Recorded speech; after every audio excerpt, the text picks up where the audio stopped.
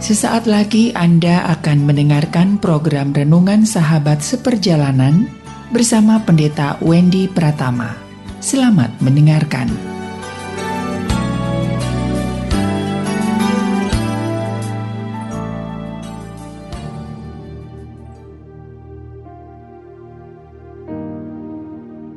Selamat berjumpa kembali di dalam layanan audio Sahabat Seperjalanan. Hari ini adalah hari Kamis 8 September 2022. Tema renungan saat teduh kita dengan judul Bangkit dari Kepahitan.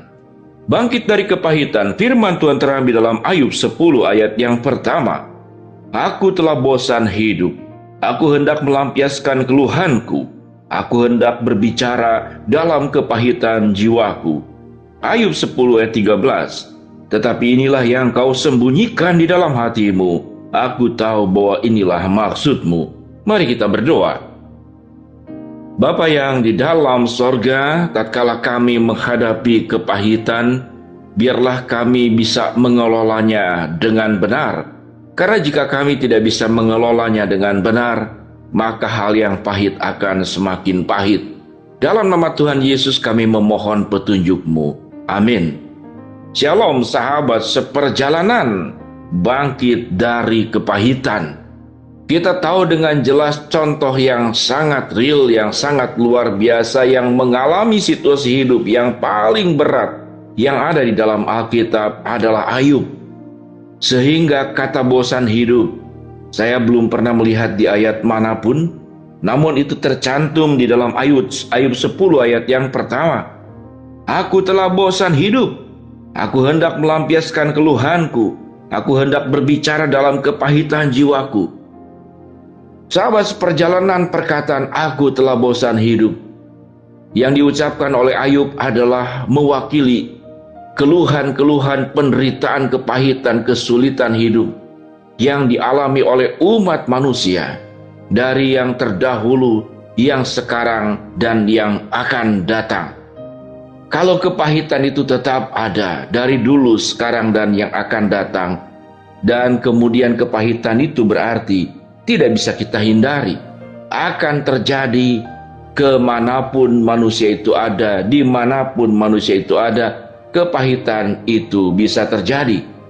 Sehingga Ayub menuliskan dengan sangat jelas tentang apa itu kepahitan dan dampaknya. Ayub berkata, aku telah bosan hidup, aku hendak melampiaskan keluhanku, aku hendak berbicara dalam kepahitan jiwaku. Ada dua kata yang menarik di sini adalah keluhan dan berbicara. Aku akan melampiaskan keluhan dan aku hendak berbicara tentang kepahitan jiwaku. Sahabat seperjalanan, kita tahu dengan jelas siapa Ayub. Tidak perlu dijelaskan secara mendetail, yang jelas dia kehilangan. Dia kehilangan keluarganya, dia kehilangan kekayaannya, dia kehilangan kesehatan, dia juga kehilangan sahabat-sahabatnya. Dan secara umum, orang yang terpuruk, orang yang kemudian jatuh, rata-rata ditinggalkan. Namun orang yang naik, orang yang bangkit, orang yang punya segala sesuatu, kekuasaan, uang, pengaruh, pesona, kecantikan, kemahiran, kehebatan, maka itu seperti gula yang dikerumuni oleh semut. Di mana ada gula, di sanalah semut akan berdatangan. Namun tatkala yang datang adalah kepahitan, maka itu akan ditinggalkan. Itulah sifat manusia. Sahabat seperjalanan yang dikasihi Tuhan, bagaimana caranya kita bangkit daripada kepahitan?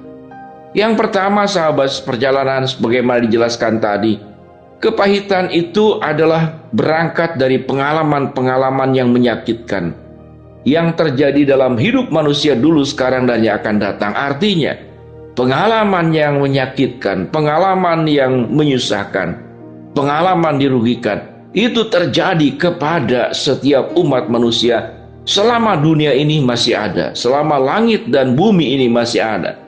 Maka semua kejadian-kejadian yang berdampak kepada kepahitan itu tetap ada. Namun, kalau kita perhatikan baik-baik sahabat seperjalanan, Ada orang yang menghadapi berbagai macam peristiwa yang menyakitkan.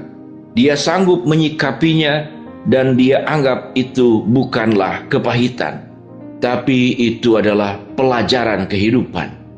Sehingga kepahitan sesungguhnya adalah respon, dan menilai sebagai sebuah pelajaran kehidupan adalah respon. Sehingga pengalaman-pengalaman yang buruk itu akan berakhir buruk atau kemudian disikapi menjadi baik. Maka tergantung ada dua respon yang sahabat perjalanan bisa pilih.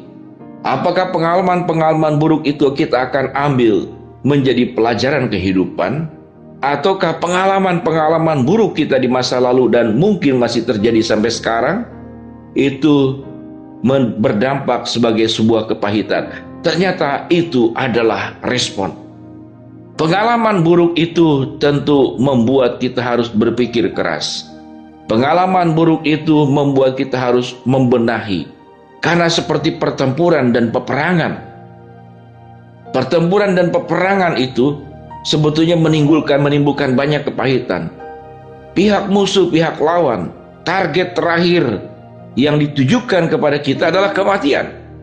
Kalau kita tertangkap oleh musuh, lalu kita menjadi tawanan, maka yang terjadi kita akan dimanfaatkan, kita akan dikorek keterangan, kita akan disiksa. Lalu kita sebagai tawanan akan dipakai untuk menekan pihak lawan yang ada pada diri kita. Sahabat perjalanan yang dikasihi Tuhan, kalau kita melihat saudara-saudara, para prajurit yang kemudian naik pangkat dengan cepat adalah mereka yang punya jasa di medan perang. Seberapa banyak seorang prajurit itu melewati peperangan-peperangan dahsyat. Termasuk mungkin prajurit Indonesia yang di zaman terdahulu ada namanya prajurit Garuda, yang menjadi wakil daripada PBB untuk mendamaikan negara-negara yang bertikai. Atau para pahlawan yang disebut sebagai pahlawan, yang berada di dalam penghujung kematian, bahkan kematian sampai menjemputnya. Mereka lah yang disebut sebagai pahlawan.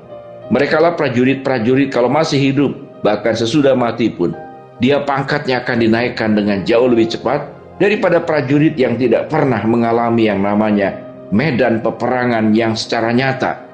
Kalau dia cuma latihan, maka itu hal yang berbeda sekali. Dan pada akhirnya akan menemukan kualitas prajurit yang berbeda.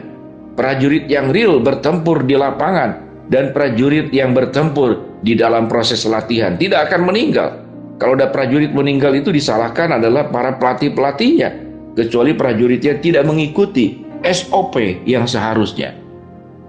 Jadi artinya sahabat perjalanan dari ilustrasi tadi, kita tinggal memilih, maukah kita menjadi pribadi yang naik dan bangkit dari kepahitan, dan kepahitan itu membuat kita menjadi pribadi-pribadi yang kuat, pribadi-pribadi yang disiapkan oleh Allah untuk bisa memberkati hidupmu sendiri, keluargamu, dan juga untuk memberkati orang lain. Selama kita hidup di dalam dunia, sebagaimana yang Ayub katakan dalam Ayub 10 ayat yang pertama, aku telah bosan hidup, aku hendak melampiaskan keluhanku, aku hendak berbicara dalam kepahitan jiwaku. Namun Ayub memilih, yaitu sebagai sebuah pelajaran hidup, dan bukan sebagai kepahitan. Itu diungkapkan pada ayat yang 13. Tetapi inilah yang kau sembunyikan di dalam hatimu, aku tahu bahwa inilah maksudmu. Artinya, setiap pengalaman yang menyusahkan, menyakitkan, ada pelajaran hidup yang sedang Tuhan ajarkan. Apakah kita mau petik sebagai pelajaran berharga buat hidup sahabat seperjalanan, atau sahabat seperjalanan tetap hidup dalam kepahitan yang semakin pahit? Itulah pilihan yang ditentukan oleh sahabat seperjalanan sendiri. Mari kita berdoa. Bapa yang di dalam surga, biarlah kami melihat kesusahan, kesulitan hidup sebagai pelajaran kehidupan dan bukan sebagai kepahitan. Hamba-Mu berdoa buat sahabat seperjalanan yang sedang sakit, Tuhan jamah sembuhkan. Sahabat seperjalanan yang sedang menghadapi masalah, Tuhan bukakan jalan. Sahabat seperjalanan yang sedang memohon berharap sesuatu, Tuhan kabulkan dengan cara dan waktunya Tuhan. Dalam nama Tuhan Yesus kami berdoa. Amin. Shalom sahabat perjalanan, semoga memberkati renungan yang disampaikan. Amin.